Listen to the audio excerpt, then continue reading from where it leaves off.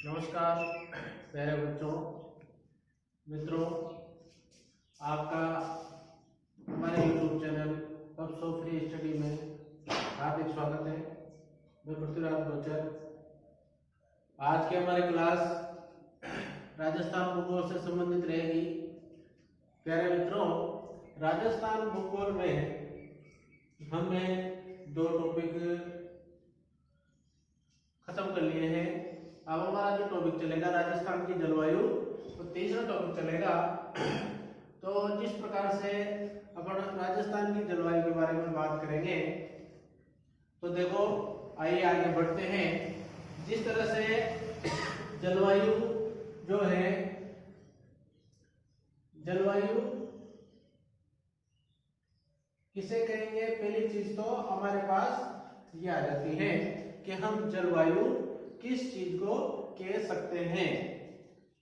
तो प्यारे मित्रों, आपको अच्छी तरह से मालूम है कि जो मौसम होता है उसको सभी लोग जानते हैं। तो उसकी जो विभिन्न दशाएं होती हैं, मौसम की विभिन्न दशाओं को जलवायु कहा जाता है। तो प्यारे मित्रों, यहाँ पर हम जलवायु के बारे में चर्चा कर रहे हैं। तो जलवायु को समझना हमारे लिए बहुत ज्यादा जरूरी है। जलवायु एक प्रकार से मौसम की विभिन्न प्रकार की दशाएं होती हैं जो क्षेत्र विशेष पर अपना प्रभाव छोड़ती हैं। अब प्यारे मित्रों, अगर अपन आगे की बात करें तो जलवायु का अध्ययन किस प्रकार से किया जाता है? जलवायु का अध्ययन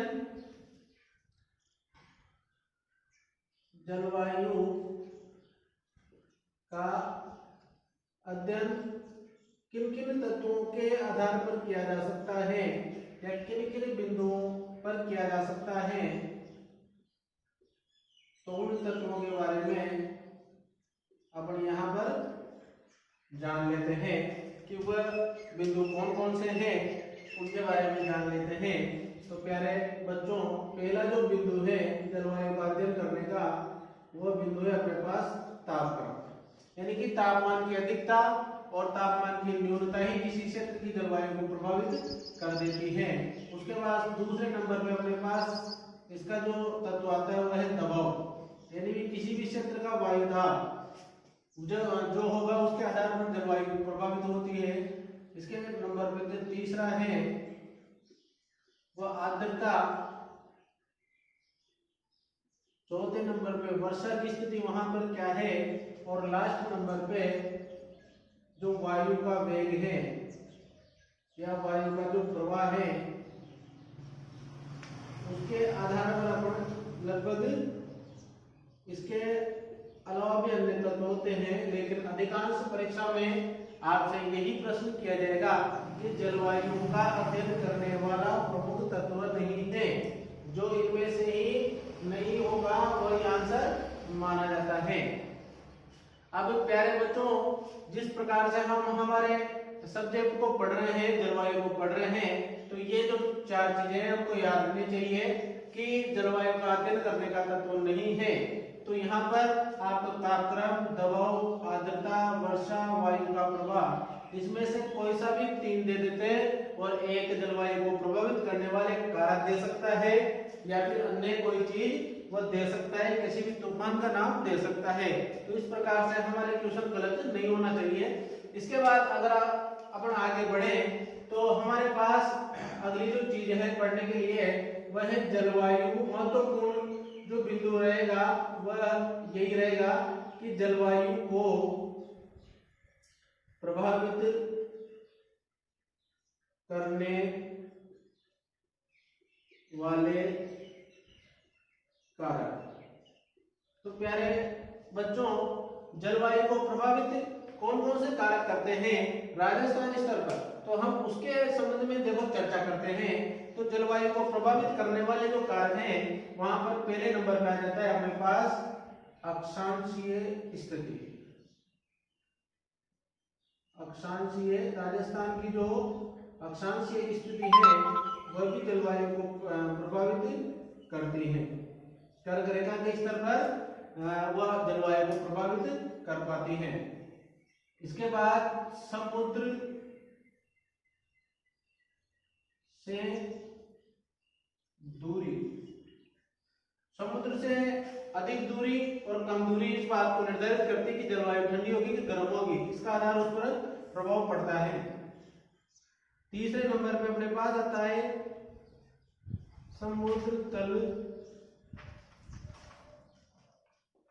से ऊंचाई।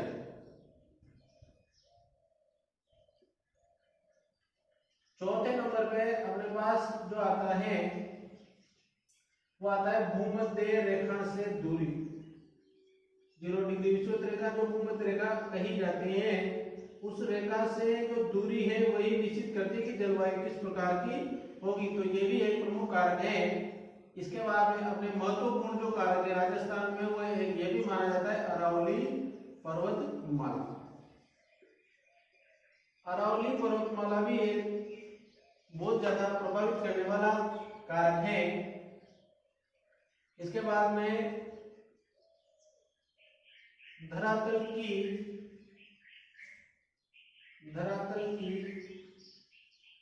रेतीली प्रकृति। और इसके बाद जो अपना अंतिम कारक है वह है सूर्य ताप की मात्रा। सूर्य ताप की मात्रा। तो प्यारे मित्रों, ये अधिकांश जो राजस्थान को जलवायु को प्रभावित करने वाले जो कारक हैं तो यहीं से अधिकांश हमारे पूछे जाते हैं। तो हम इसके बारे में यहाँ से चर्चा करेंगे। तो एक बार इसको आप अच्छी तरह से याद करना, समझना कोशिश करना कि अध्ययन करने के तत्व अलग हैं और जलवायु को प्रभावित करने वाले जो कारक हैं वह अलग हैं। तो इनको किस प्रकार से आप याद रखें। तो तापमान में जो सामान्य घटनाएं किसके द्वारा घटित की जाती है, तो उनमें महत्वपूर्ण जो कारक है वह एक तो तापमान है, एक वायुदाब है, एक आर्द्रता है, वर्षा है और वायु का वेग जो किस प्रकार से है, तो ये अध्ययन के तत्व माने जाते हैं। इसके अलावा मान लो प्रभावित कौन करेगा, तो उसकी जो स्थितियां किस किस चीज के आधार पर क्या स्थिति बनती है, तो वो स्थितियां उसको प्रभावित करती हैं। जैसे अक्षांश में उसकी क्या स्थिति है, जैसे भूमध्य रेखा में वह किस कहाँ स्थित है, कितनी दूर स्थित है, समुद्र से उसकी दूरी कितनी है और समुद्र तल से उसकी ऊंचाई कितनी है। मतलब दूरी और ऊंचाई और स्थान विशेष के आधार पर उसका जो निर्धारण होगा तो वो प्रभावित करेगा उसको। जैसे पर्वतमाला पठार वगैरह होगा तो वह भी उस पर कुछ प्रभाव डालेगा। और फिर महत्वपूर्ण चीज राजस्थान की तो धरातल की रेतीली प्रकृति, यहाँ पर रेत अधिकांश है, इसलिए ये भी एक महत्वपूर्ण है कि जलवायु इसके आधार पर ही मानी जाती है। तो देखो प्यारे मित्रों, आगे बढ़ते अपन आगे बढ़ने का प्रयास करते हैं। तो यहाँ पर हमारे पास पहले नंबर पे जो आता है, इन चीजों को आप अच्छी तरीके से ध्यान रखना। अब हम इनको डिफाइन करने जा रहे हैं। तो पहले नंबर पे जो आता है अपने पास, तो प्यारे मित्रों को आता है अक्षांशीय स्थिति। कौन आता है? अक्षांशीय स्थिति। तो जैसा कि आप जानते हो कि राजस्थान का जो अक्षांश है वो कहां से कहां तक का माना जाता है, तो उसके बारे में अपन चर्चा करते हैं कि राजस्थान अक्षांश में किस अक्षांश में स्थित है। जैसा कि मैंने आपको मानचित्र में बताया था अच्छी तरह से, भारत के मानचित्र में विश्व के ग्लोब पर आपको अच्छी तरह समझा दिया था। तो अक्षांशीय स्थिति के आधार पर अगर अपन बात करें तो अक्षांश में राजस्थान उत्तरी अक्षांश के अंदर स्थित है। किस अक्षांश में? उत्तरी अक्षांश में स्थित है। तो अगर राजस्थान के अक्षांश की बात करें तो अगर कौन कौन से अक्षांशों में स्थित है, तो राजस्थान 23 डिग्री 3 मिनट उत्तरी अक्षांश से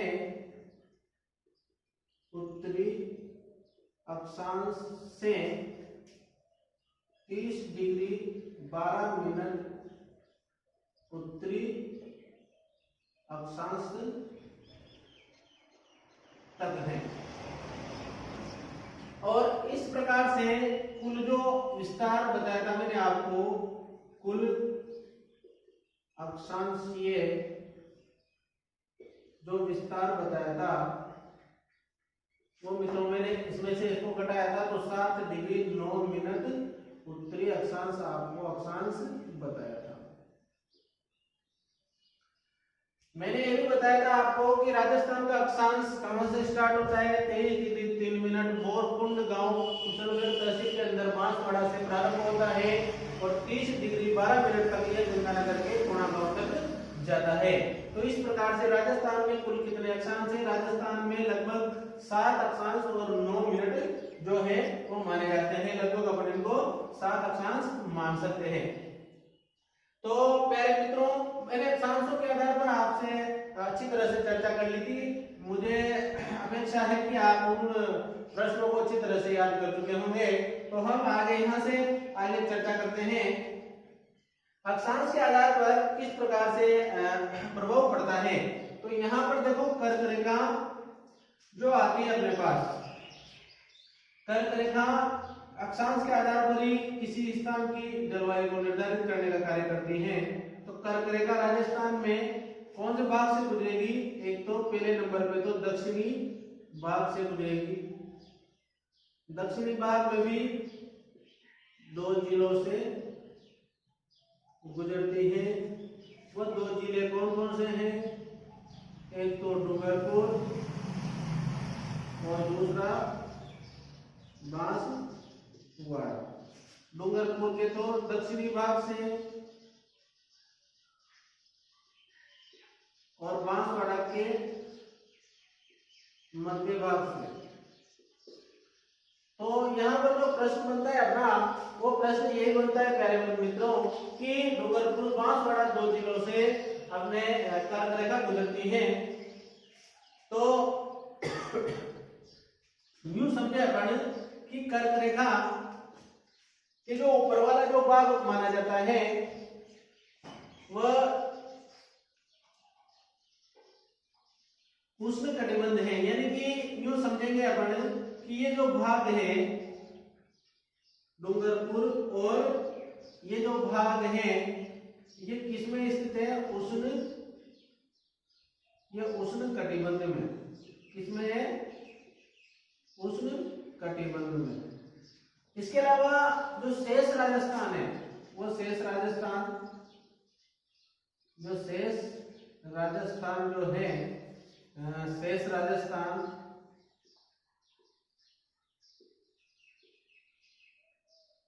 जो शेष राजस्थान है प्यारे मित्रों, वो शेष राजस्थान अपना आ जाएगा उपोष्ण कटिबंध में।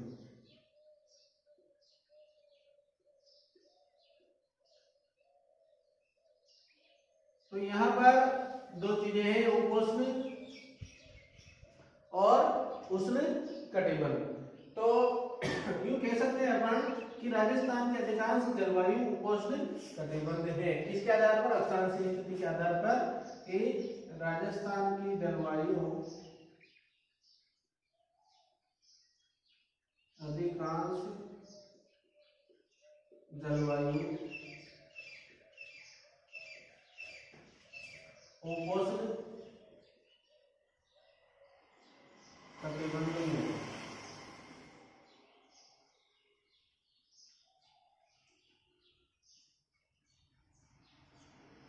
इसके बाद में अगर कर्क रेखा के सर्वाधिक नजदीक जिला मुख्यालय पूछा जाए तो प्रश्न ये ध्यान रखें, कर्क रेखा के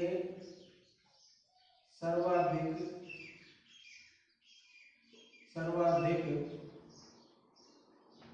नजदीक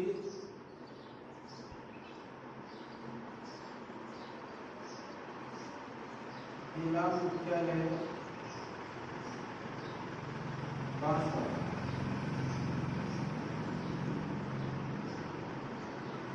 बांसवाड़ा माना जाता है। कर्क रेखा की लंबाई वगैरह के बारे में हमने पहले यहाँ पर चर्चा कर ली थी। तो अब अपन आगे बढ़ने का काम करते हैं। इसके लिए इसको रिवाइज कर ले थोड़ा कि अक्षांशीय स्थिति के आधार पर राजस्थान उत्तरी अक्षांश में 23 डिग्री 3 मिनट से 30 डिग्री 12 मिनट उत्तरी अक्षांश में स्थित है। कुल अक्षांश से विस्तार की बात करें तो 7 डिग्री 9 मिनट उत्तरी अक्षांश में है। कर्क रेखा अक्षांश की स्थिति के आधार पर ही है, तो कर्क रेखा राजस्थान के दक्षिणी भाग से गुजरती है और वहां से गुजरती है 23.5 डिग्री उत्तरी अक्षांश से गुजरती है। कहां से गुजरती है? उत्तरी अक्षांश से गुजरती है, 23.5 डिग्री उत्तरी अक्षांश से गुजरती है। राजस्थान के दक्षिणी भाग से 2 जिलों से गुजरती है, डूंगरपुर के दक्षिणी भाग से, बांसवाड़ा के मध्य भाग से। तो ये जो 2 जिले हैं राजस्थान के उष्ण कटिबंध में आते हैं, क्योंकि जो शेष राजस्थान है वो उष्ण कटिबंध में आता है। इसके बाद में अधिकांश जलवायु उष्ण कटिबंध में आती है राजस्थान की। तो अगर राजस्थान की जलवायु के संबंध में अगर आपसे प्रश्न पूछा जाता है तो नॉर्मली लॉजिकल आधार पर आंसर तो उपोष्ण माना जाता है, लेकिन इसका कोई सटीक उत्तर नहीं है, इसलिए यह प्रश्न एग्जाम के अंदर बहुत ही कम आता है। केवल इस प्रकार से प्रश्न पूछा जा सकता है कि कर्क रेखा के सर्वाधिक नजदीक जिला मुख्यालय कौन सा है, तो वो बांसवाड़ा आप ध्यान रखें। तो प्यारे मित्रों, अब आगे चलते हैं अपन। इसके बाद में अपने दूसरा नंबर का जो पॉइंट आता है, आप इसको अच्छी तरह से नोट्स बना सकते हैं, लिख सकते हैं, स्क्रीनशॉट ले सकते हैं। कोई समस्या हो तो कमेंट बॉक्स में लिख सकते हैं। इसके बाद में इसको मिटा देता हूं, अगले पॉइंट की ओर चलेंगे अपन।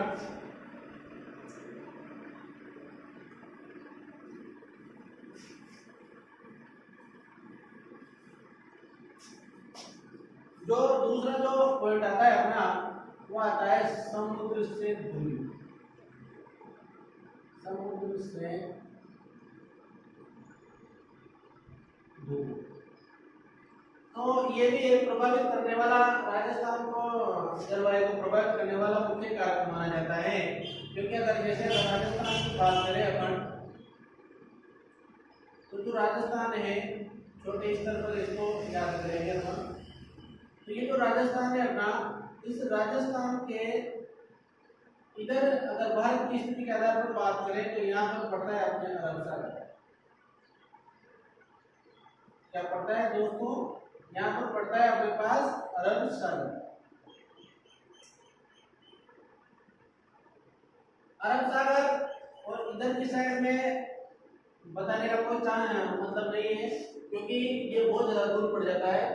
तो अपन बात कर रहे हैं समुद्र से दूरी की, तो अधिक दूरी है, इसका उसका प्रभाव नहीं पड़ता है बंगाल का, केवल ये थोड़ा पास है इसलिए इसका प्रभाव दिखाता है। अब अरब सागर के अंदर भी प्यारे बच्चों, यहाँ पर कच्छ की खाड़ी पड़ती है गुजरात के पास, और यहाँ पर पड़ जाती है अपने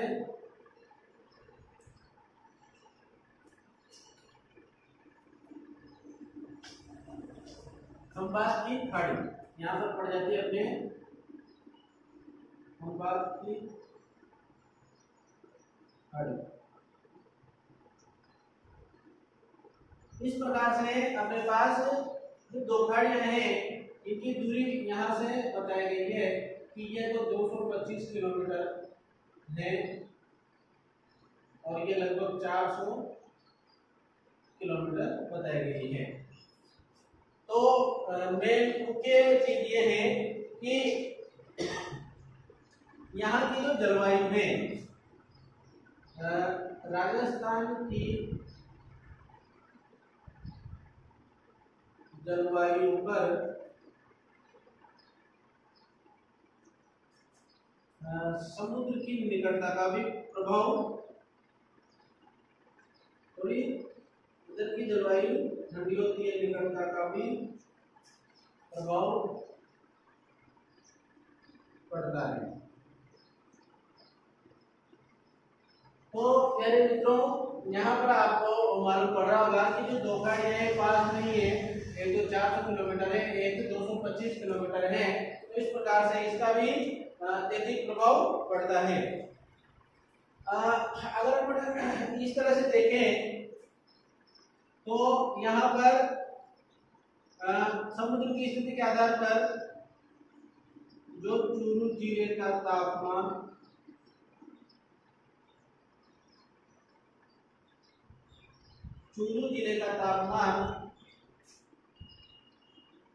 जनवरी माह में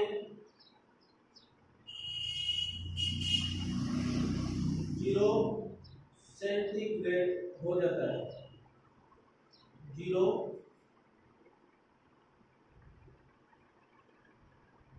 सेंटीग्रेड हो जाता है, जबकि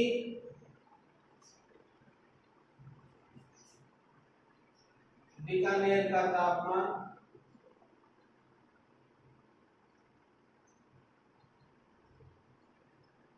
जून में 46 डिग्री सेंटीग्रेड से भी ऊपर चला जाता। तो देखो प्यारे मित्रों, यहाँ पर आपको दो चीज दिखाई दे रही होगी कि जून के महीने में बीकानेर जिले का जो तापमान है, ये देखो साहब, ये बीकानेर है और ये बीकानेर का तापमान जून में कितना हो जाता है, 46 डिग्री सेंटीग्रेड हो जाता है, और चूरू जिले का तापमान जनवरी में केवल 0 डिग्री पर ही आ जाता है। तो यहाँ पर जलवायु में विषमता मिल रही है, अलग अलग जगह पर अलग अलग आधार पर अपन को तापमान कम ज्यादा मिलेगा। यही प्रभाव है इसका, ये राजस्थान पर समुद्र तल से दूरी का प्रभाव माना जाता है। इस प्रकार अपन एक चीज तय कर सकते हैं कि राजस्थान में, जैसे कि समुद्र से दूरी की बात करें तो यहाँ पर चूरू जिले का तापमान 0 डिग्री बता रहा है और बीकानेर का तापमान 46 डिग्री तक बता रहा है। और अगर अपन जून की बात करें तो भी इन दोनों में डिफरेंस आ जाता है। तो अपन ये कह सकते हैं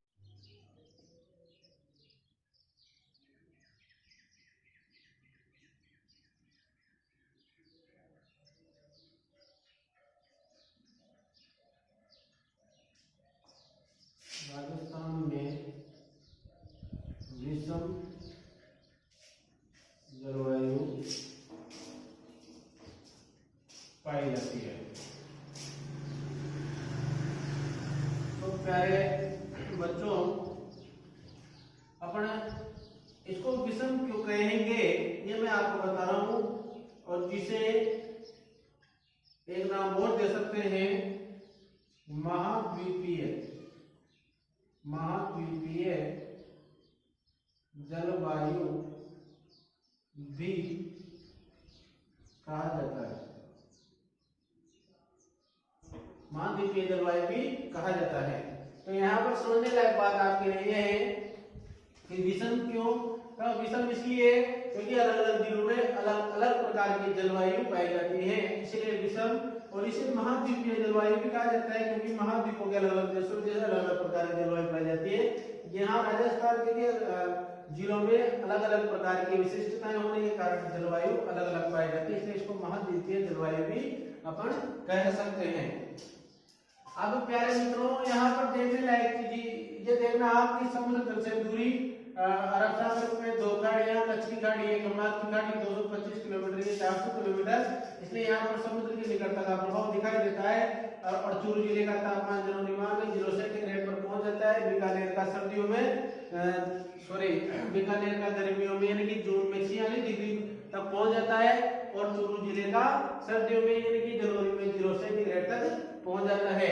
इसीलिए हम कह सकते हैं कि यहाँ जलवायु विषम पाई जाती है, और इस प्रकार की जलवायु को हम महाद्वीपीय जलवायु भी कह सकते हैं।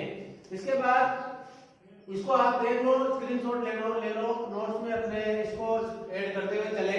तीसरे नंबर का जो पॉइंट है अपना, उस पॉइंट पे बात करते हैं। तीसरे नंबर का पॉइंट है प्यारे बच्चों, समुद्र तल से ऊंचाई। कौन सा आ रहा है अपने पास, समुद्र तल से ऊंचाई। तो प्यारे मित्रों, समुद्र तल से ऊंचाई भी एक महत्वपूर्ण पॉइंट माना जाता है। समुद्र तल से ऊंचाई, समुद्र तल, तो ये कह सकते हैं अपन कि ये जो राजस्थान है अपना, इस राजस्थान में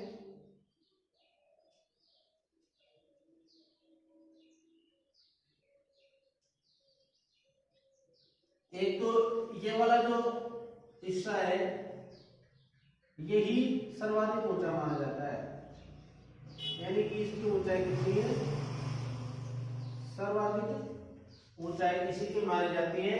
जबकि जो शेष राजस्थान है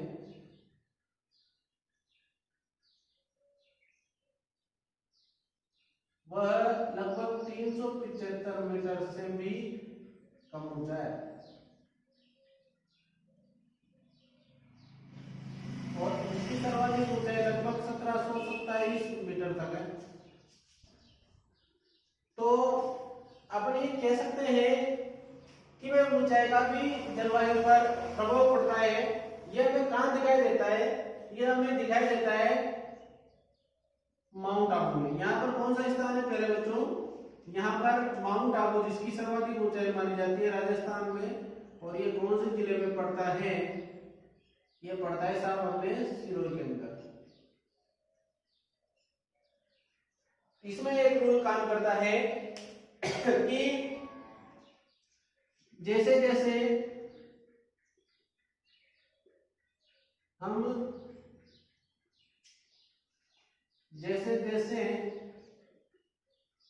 हम वायुमंडल में ऊपर की ओर जाते हैं, ऊपर की ओर जाते हैं, वैसे वैसे 165 मीटर पर 165 मीटर पर एक सेंटीग्रेड तापमान कम होता जाता है। ये रूल यहां पर अपने पास अच्छी तरह से काम करता है, जिसका प्रभाव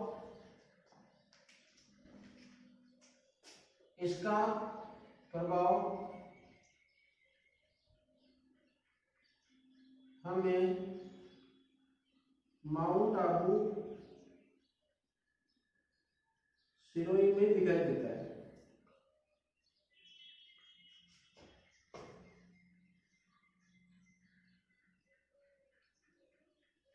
दिखाई देता है। इसके अलावा इसमें एक और चीज है कि अगर अपन अक्षांशीय स्थिति की बात करें तो अक्षांशीय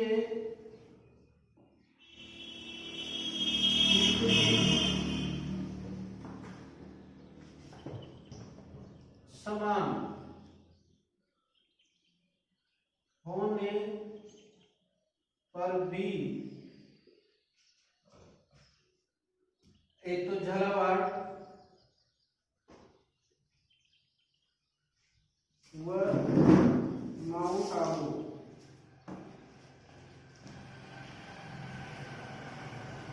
की जलवायु में भिन्नता है। इसका प्रमुख कारण है, इसका प्रमुख कारण है समुद्र तल से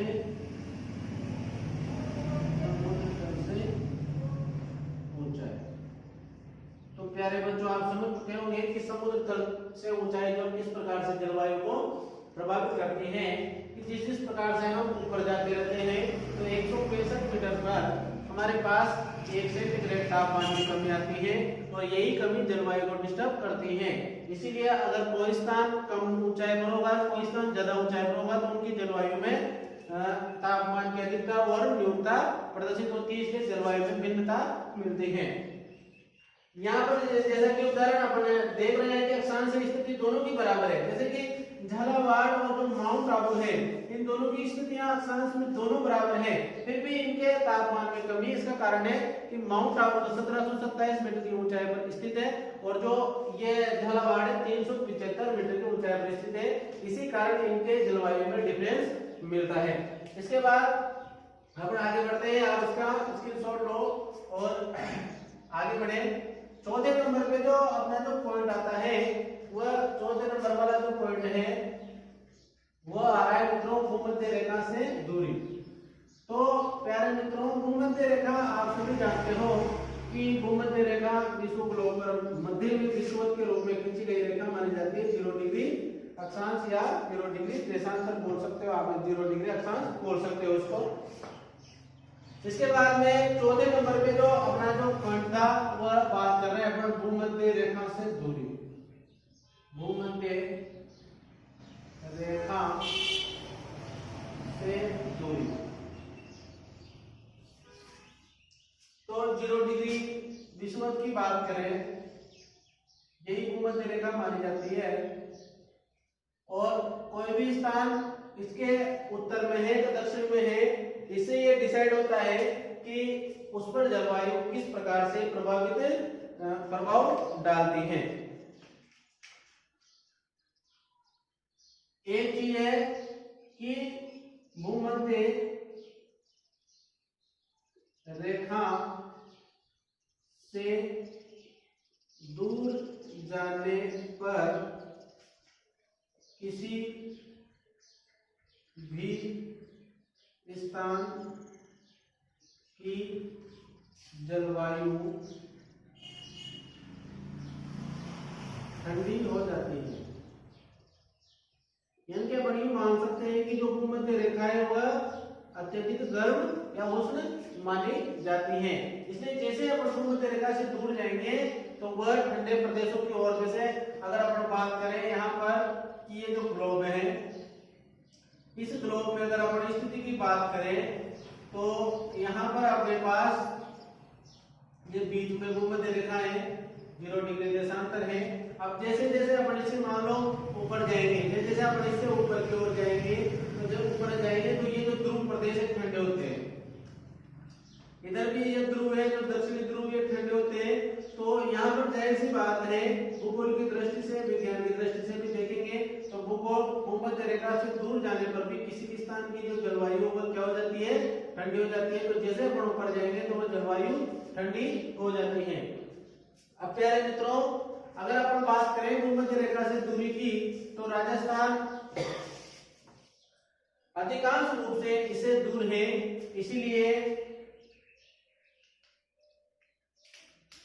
राजस्थान की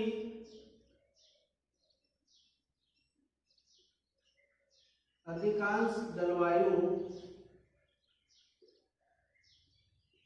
उपोष्ण कटिबंधीय है। राजस्थान की अधिकांश जलवायु क्या है, उपोष्ण कटिबंधीय है। अतः इसका ज्यादा प्रभाव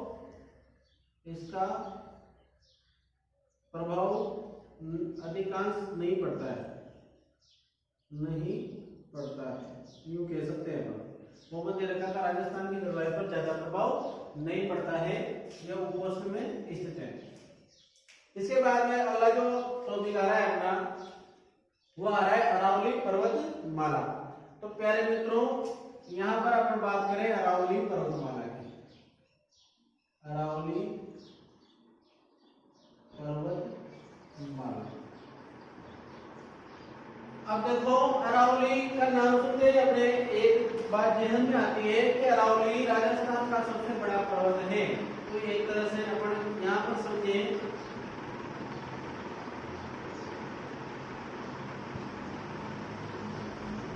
ये जो राजस्थान है अपना, इस राजस्थान में अरावली विकर्ण के रूप में फैली हुई है।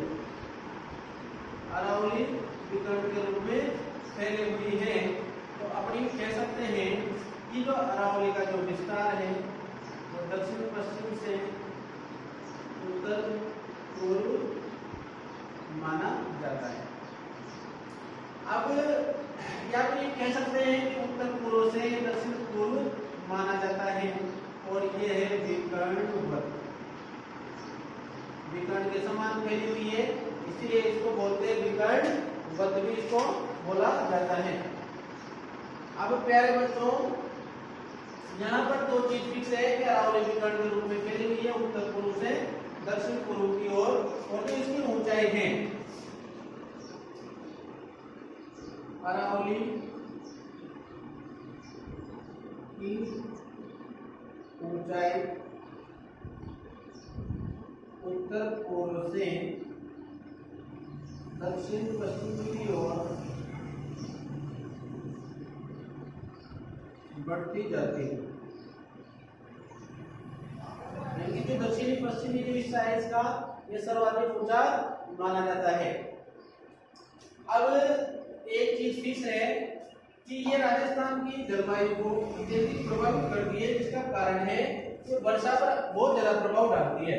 वर्षा पर प्रभाव कैसे डालती है, देखो आप कि यहाँ पर ये जो स्थिति है अरावली, और यहाँ पर अपने इधर पड़ेगी अपने बंगाल की खाड़ी,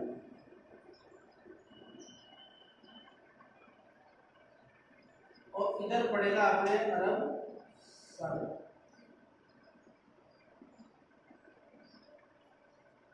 तो यहाँ समझने लायक बात यह है कि अगर बात मान लो मानसून उठा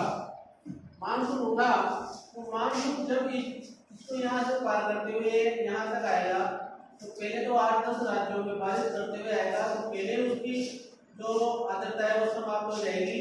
इसीलिए वह बहुत कम आर्द्रता के साथ यहाँ पहुंचा राजस्थान में, लेकिन वह भी इससे टकरा करके दक्षिण पश्चिम राजस्थान में बारिश कर दी। तो इसलिए इधर की जलवायु को प्रभावित कर रहा है, क्योंकि उधर बारिश नहीं हो पा रही है, इसलिए इधर की जलवायु को प्रभावित कर रहा है। अरब सागर जब ये बारिश करता है तो क्योंकि ये इसके अवरोध के रूप में पैदा होती है, और अरब सागर से जब ये उगता है तो यहाँ पर इसके समानांतर होने के कारण ये बारिश यहाँ पर भी नहीं कर पाता है, पाकिस्तान में जाके बारिश करता है। इसीलिए अरब सागर पर भी इसका विपरीत प्रभाव पड़ता है। अरब सागर के मानसून के अकॉर्डिंग तो ये है समानांतर और बंगाली खाड़ी के अवरोध के रूप में काम करती है, इसीलिए ये राजस्थान की जलवायु को प्रभावित करती है। इसके सहारे 50 सेंटीमीटर वर्षा रेखा गुजरती है। एक लाइन लिख सकते हैं, अरावली पर्वत माला के सहारे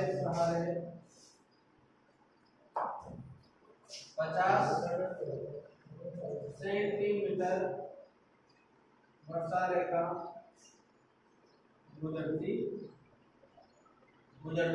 है। अब अगर अपन बात करें तो इसके इधर तो वर्षा का औसत है 25 सेंटीमीटर और इसके इधर है 50 सेंटीमीटर से अधिक। 50 से 80 सेंटीमीटर तक पाया जाता है। तो एक लाइन और लिख सकते हैं कि अरावली के पश्चिम में वर्षा का औसत 25 सेंटीमीटर तथा पूर्व में 80 सेंटीमीटर पाया जाता है। यही कारण है क्योंकि इसकी ऊंचाई जलवायु को प्रभावित करने का काम करती है। इसलिए अरावली पर्वतमाला भी राजस्थान की जलवायु को प्रभावित करने वाला एक महत्वपूर्ण कारक माना जाता है। अब प्यारे बच्चों, भूमध्य रेखा से दूरी ज्यादा प्रभाव नहीं डालती है। अत्यधिक दूर होने के कारण अरावली पर्वतमाला ऊंचाई के कारण और समानांतर स्थिति में होने के कारण हमारी जलवायु को प्रभावित करने का काम करती है। तो ये भी एक महत्वपूर्ण कारक माना जाता है। इसके बाद में इसको मिटा रहा हूं, इसको समझ ले कि अरावली पर्वतमाला दक्षिण पूर्व से उत्तर पश्चिम फैली हुई है। अरब सागर का जो मानसून आता है वो तो निकल जाता है साफ समानांतर होने के कारण, और बंगाली खाड़ी का मानसून के विकर्ण अवरोध के रूप में आती है और वो अपने आर्द्रता को भी समाप्त कर चुका होता है, इसलिए वो बारिश नहीं कर पाता है। इसीलिए 50 सेंटीमीटर जो वर्षा रेखा है उसके सारे गुजरती है। इसका वर्षा का औसत पश्चिमी राजस्थान में तो 25 सेंटीमीटर रह जाता है, और इधर जो पूर्वी राजस्थान है इसमें अपने पास 80 सेंटीमीटर के लगभग वर्षा मिलती है। तो इस प्रकार से इसका आप स्क्रीनशॉट ले सकते हो और हम आगे बढ़ने का प्रयास करते हैं। अगला जो पॉइंट है अपना, धरातल की रेतीली प्रकृति। तो प्यारे मित्रों, धरातल भी एक महत्वपूर्ण कारक माना जाता है। धरातल महत्वपूर्ण कारक क्यों माना जाता है? क्योंकि धरातल किस प्रकार का है, उसकी प्रकृति क्या है, वो कैसा है, यही डिपेंड करेगा कि वह जलवायु को गर्म करेगा और ठंडी करेगा। तो यहाँ पर अपने पास जो छठा पॉइंट आता है मित्रों, वह है धरातल की रेतीली प्रकृति। तो जैसा कि आप देख रहे हो यहाँ पर रेत की बात कर रहे हैं अपन, तो रेत का एक स्वभाव माना जाता है कि रेत जल्दी ही गर्म और जल्दी ही ठंडी हो जाती है। तो ये भी एक प्रमुख कारक है। और रेत की प्रकृति क्या है? जल्दी गर्म होना तथा शीघ्र ठंडी होना। तो इसका यह प्रभाव पड़ता है कि जब गर्मी पड़ती है या दिन में, तो तापमान रेत की प्रकृति के कारण अत्यधिक बढ़ जाता है और रात में तापमान अत्यधिक ठंडा हो जाता है।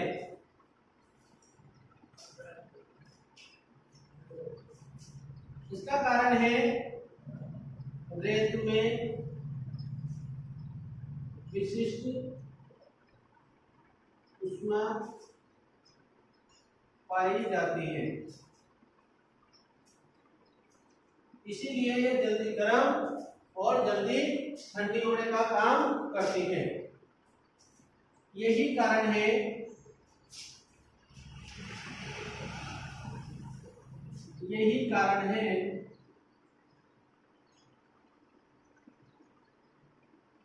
कि गर्मियों में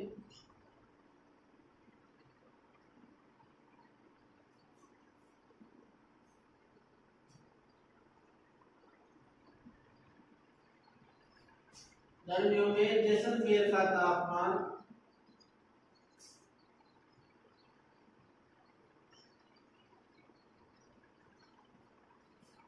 दिन में 50 डिग्री सेंटीग्रेड तथा रात में 14 डिग्री सेंटीग्रेड तक आ जाता। इसका दरअसल की रेतीली प्रकृति का कारण यही है, एक प्रमुख कारण माना गया, क्योंकि दरअसल में जो रेत है उसमें एक विशिष्ट ऊष्मा पाई जाती है, जिसका उसमें फर्क ये पड़ता है कि ये जल्दी गर्म होती है और शीघ्र ठंडी हो जाती है। और यही कारण है कि जैसलमेर जिले में दिन में तापमान 50 डिग्री तक पहुंच जाता है और रात में वही तापमान ठंडा होने के कारण 14 डिग्री पर आ जाता है। तो ये सर्वाधिक तापांतर पाया जाता है, ताप का डिफरेंस पाया जाता है। डिफरेंस तापमान के डिफरेंस को तापांतर बोलते हैं। पर ये भी प्रश्न पूछ जाता है कि सर्वाधिक तापांतर वाला जो जिला है वो कौन सा है, तो वो जैसलमेर जिला माना जाता है। तो इसके बाद अगर आप चर्चा करें आगे, तो यहाँ पर ज्यादा समझने लायक चीज नहीं है, तो अपन यहाँ से आगे बढ़े कि प्रकृति जल्दी गर्म होना समझ लेना इसको अच्छी तरीके से। हमारा जो अगला पॉइंट बता रहा हूं मैं आपको, वह है सूर्य ताप की मात्रा।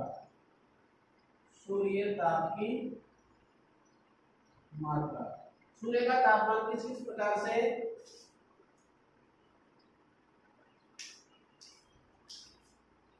देखो। यहाँ पर एक चीज, बस एक ही चीज ध्यान रखना है, पश्चिमी राजस्थान में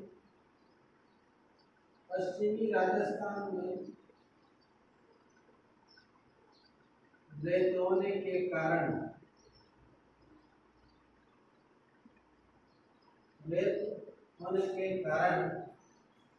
जलवायु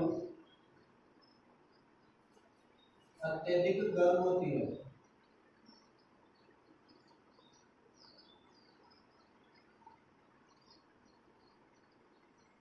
अतः सूर्य ताप की मात्रा भी एक महत्वपूर्ण कारक माना जा सकता है। तो इस प्रकार से अपने पास जलवायु को प्रभावित करने वाले जो कारक हैं वो पूरे हुए, इसको समझ लें। धरातल की रेतीली प्रकृति बस रेत की वजह से, ये कुछ भी नहीं है। सूर्य ताप की मात्रा क्या डिपेंड करती है, सूर्य का तापमान जितना अधिक होगा उतनी ही वो जलवायु को गर्म करेगा, यही महत्वपूर्ण इसके अंदर माना जाता है। इसके बाद अगर अपन बात करें तो अपने पास आता है अगला पॉइंट, जलवायु की विशेषताएं। क्या जाता है प्यारे मित्रों, जलवायु की विशेषताएं। तो अपन बात कर रहे थे जलवायु की विशेषताओं की। तो यहाँ पर आपको बोर्ड में कुछ 2-4 लाइन्स मैंने आपके लिखी है, उसको आप समझेंगे कि किस प्रकार से राजस्थान में जलवायु की विशेषताएं मिलती है अपन को। तो यहाँ पर देखो, अपन उसका मानचित्र के किस प्रकार से उसको अच्छे तरीके से समझ सकते हैं। तो यहाँ पर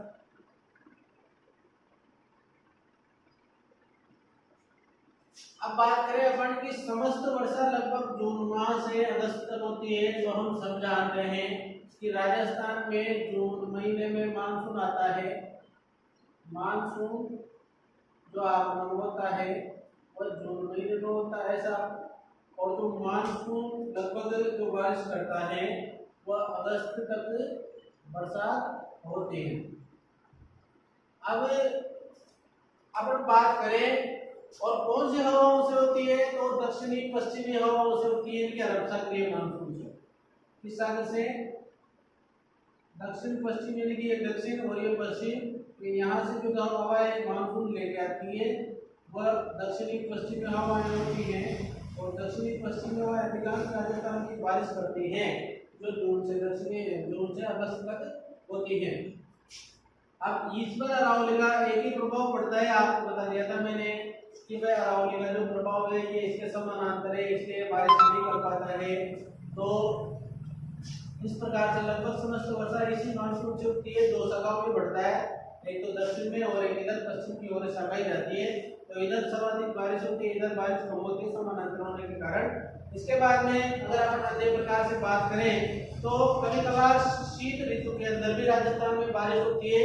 इसका कारण है भूमध्य सागर से भूमध्य सागरीय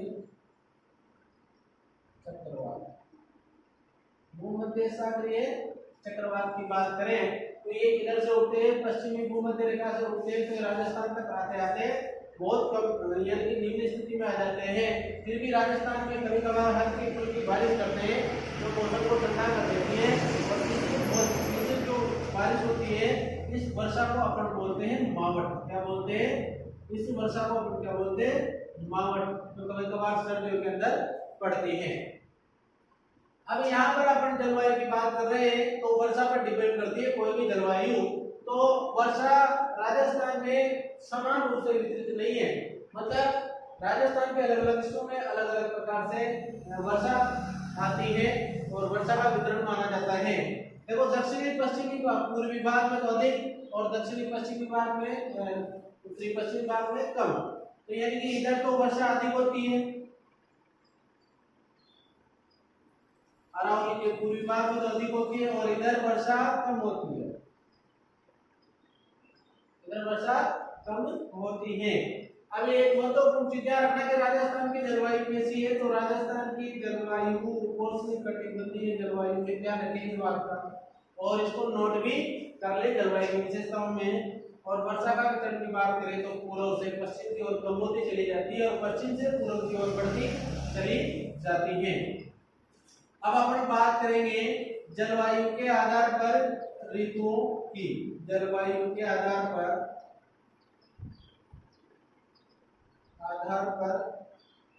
वर्षा का जो वितरण है तो वह 3 प्रकार से माना गया है। ग्रीष्म ऋतु, शीत ऋतु, वर्षा ऋतु। प्यारे बच्चों, ये तीनों ऋतुएं अपन अगले वीडियो में पढ़ेंगे। तो आप लोगों से सभी से निवेदन है कि हमारे YouTube चैनल के इस वीडियो को अधिक से अधिक लाइक करें, सब्सक्राइब करें और अपने सभी दोस्तों तक पहुंचाने में हमारी मदद करें, ताकि इस वीडियो का और इस क्लास का फायदा सभी को मिल सके। इसी के साथ आपका बहुत बहुत धन्यवाद।